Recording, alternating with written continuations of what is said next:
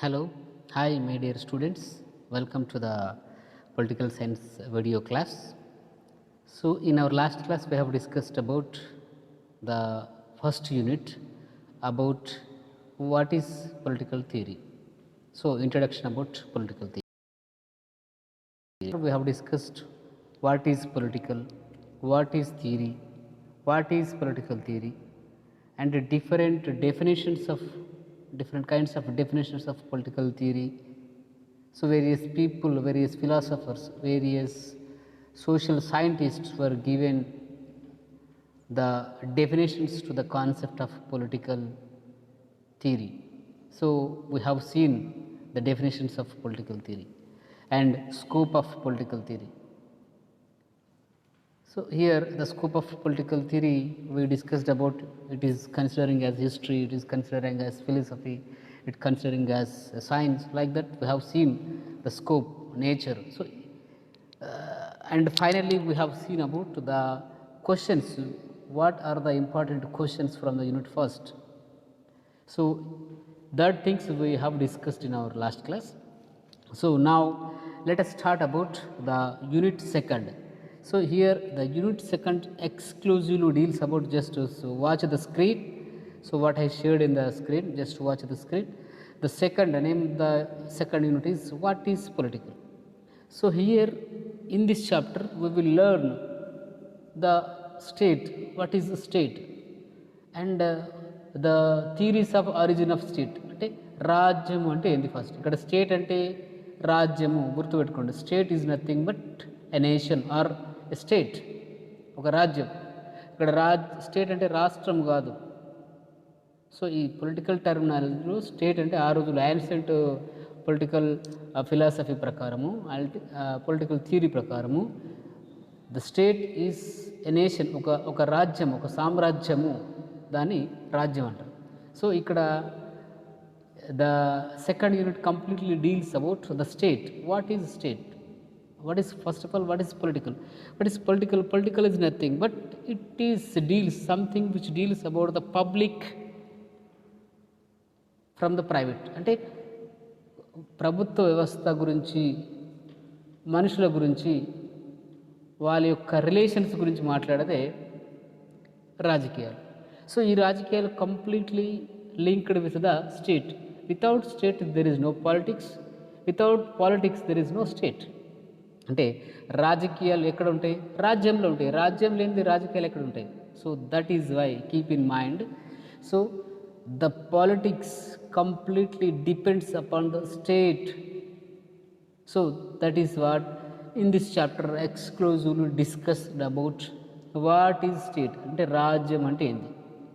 So మరి రాజ్యం అంటే ఏంది చూస్తున్నాం. ఆ రాజ్యం ఎట్లా అవతరించింది? How the state is originated. So there are different kinds of theories to the origin of theory. అంటే రాజ్య అవతరణ సిద్ధాంతాలు, అంటే రాజ్యం ఏ విధంగా ఆవిర్భవించింది అని చెప్పేటటువంటి సిద్ధాంతాల గురించి ఇక్కడ మనం నేర్చుకుంటాం. So at the same time తర్వాత పవర్ అంటే ఏంది, ద సెకండ్ కాన్సెప్ట్ వచ్చేసి పవర్ అంటే ఏందో నేర్చుకుంటాం. What is power and what is authority? So there is difference between the concept of power and authority. ఇక్కడ పవర్ అంటే శక్తి అని చెప్పచ్చు, ఒక సందర్భంలో అధికారం అనొచ్చు. బట్ అథారిటీ అంటే అధికారము, కానీ ఇది ఒక అధికారపూర్వకంగా చూసేటువంటి అధికారం. సో అథారిటీకి పవర్కు డిఫరెన్స్ ఉంది, అది కూడా డిస్కషన్ చేసుకుంటాం మనం. తర్వాత సావర్నిటీ అంటే ఏంది? సావర్నిటీ స్టేట్ అంటే ఏంది? అంటే సార్వభౌమాధికారం అంటే సావర్నిటీ. ఆ సావర్నిటీ అంటే ఏంది? సార్వభౌమాధికారం అంటే సార్వభౌమాధికారి ఎవరు? Who is the sovereign person? What is his characters? How the sovereign person is elected by the people? And what is roles? These things we will discuss in this second unit. And we will also discuss about the authoritative allocation of values. So ikkada politics is nothing but the authoritative allocation of values. అంటే రాజ్యము అంటే రాజకీయాలు అంటే ఏంటివంటే, ఒకనొక వ్యక్తి David Easton అనుకుంటా, అతను ఏం చెప్పాడు? Authoritative allocation of values. So authoritative allocation of values అని మనకు అతను చెప్పాడు. సో ఇక్కడ ఈ విధంగా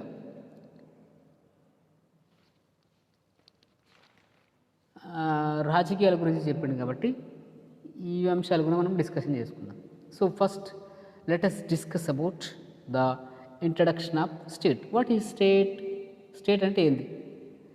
the concept of state is a central figure of the traditional science. అంటే ఓల్ సోషల్ సైన్స్కి state is a central theme. అంటే ఒక మనిషికి గుండెకాయ ఎట్లాంటిదో ఈ సమాజానికి రాజ్యం అట్లాంటిది. That is why it is considering as a central theme of traditional science. So అందుకనే మనకు డెఫినేషన్ల ఫస్ట్ చాప్టర్లో చదువుకున్నాం. What is political science? Political science is nothing but it is studies about state. అంటే రాజ్యము, అంటే రాజ్యం గురించి చదివేదే రాజ్యనీతి శాస్త్రం అని చెప్పేసి మనకు ఆర్జీ గెటిల్ చెప్పాడు. తర్వాత అట్లే మనకు గార్నర్ డెఫినేషన్స్లో మనం ఫస్ట్ డెఫినేషన్ చూసుకుంటే it's the state political science is begins and ends with the state. అంటే రాజ్యంతో మొదలయ్యి రాజ్యంతో అంతమవుతుంది, అదే రాజనీతి శాస్త్రం అని చెప్పాడు. అంటే ఇక్కడ we should not separate the state from the politics. అంటే రాజకీయాల నుంచి రాజ్యాన్ని వేరు చేయలేము. అంటే రాజకీయాల గురించి మాట్లాడితే ఖచ్చితంగా రాజ్యం గురించి మాట్లాడాలి, రాజ్యం గురించి మాట్లాడితేనే అది రాజకీయాలు అవుతాయి. So that is why the state exclusively deals about the state and its human beings and its relations within the society. So that is what it is, a science of the state. ikkada science ante endi malli science is nothing but a systematic analysis, a systematic study about the society. So andukane state is nothing but an area with people in a identified Geography. అంటే ఒక ప్రాంతం, ఒక ప్రదేశంలో నివసిస్తున్నటువంటి ప్రజల యొక్క సమూహమే మనం రాజ్యంగా చెప్పుకుంటాం. So that is what state is A political organised society. So state is a political organised society in a certain territory. అంటే ఒక ప్రత్యేకమైనటువంటి ప్రాంతంలో ప్రజలు రాజకీయంగా మమేకమైనటువంటి ఒక ప్రాంతాన్ని రాజ్యంగా అని చెప్తుంటారు. సో అందుకని మనకు ఫాదర్ ఆఫ్ పొలిటికల్ సైన్స్ ఎవరు? Aristotle. Aristotle stated that state is a natural and necessary institution. అంటే ఇది ఒక రాజ్యం అనేది ఒక న్యాచురల్ అండ్ నెసెసరీ ఇన్స్టిట్యూషన్. అంటే ఒక ప్రకృతి పరంగా వచ్చేటువంటి సర్వసాధారణమైనటువంటి మరియు అవసరమైనటువంటి ఇన్స్టిట్యూషన్. రాజ్యం లేకపోతే ప్రజలు లేరు, ప్రజలు లేకపోతే రాజ్యం లేదు. అందుకని state is A necessary and natural institution అని మనకు father of political science Aristotle గారు చెప్పారు. సో అట్లే చాలామంది డిఫైన్ చేశారు.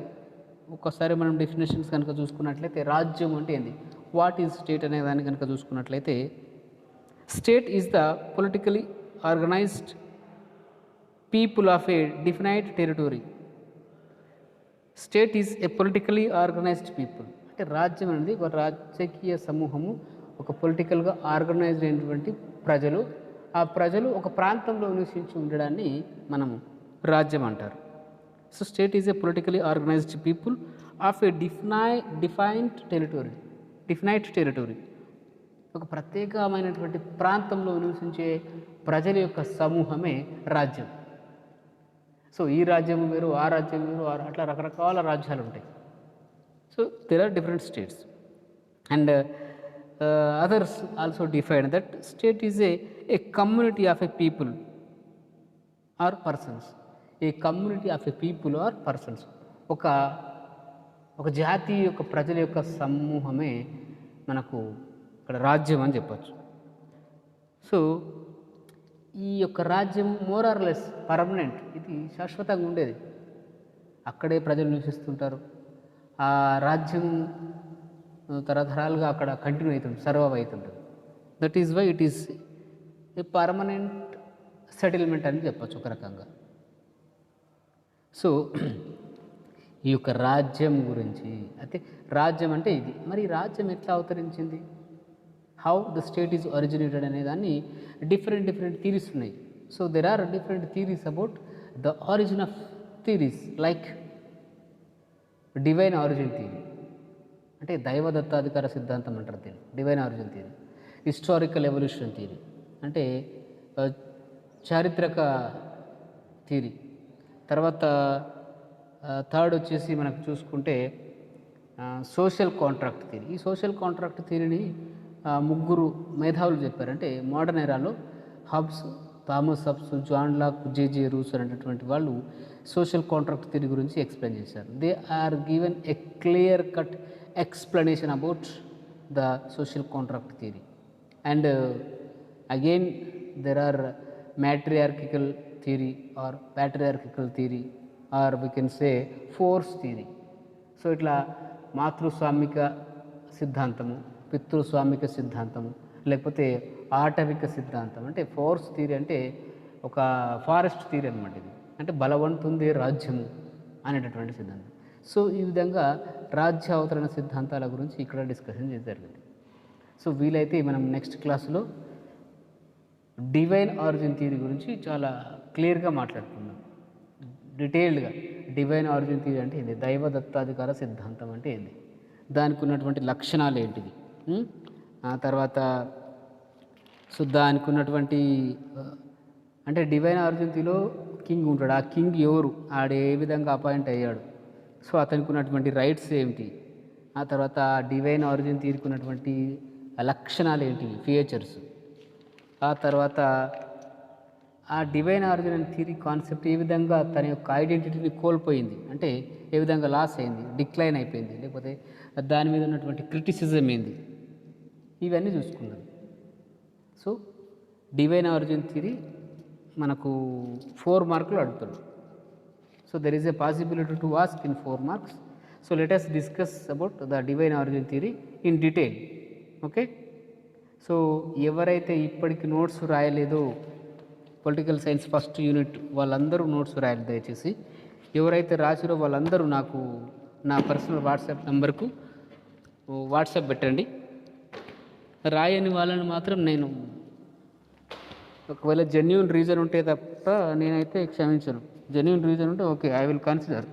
మీకు జెన్యూన్ రీజన్ ఉన్నప్పుడు రాయలేదంటే ఓకే, కానీ ఒట్టిగా టైం వేస్ట్ చేసుకుంటూ ఉంటే మాత్రం అది మంచి పద్ధతి కాదు.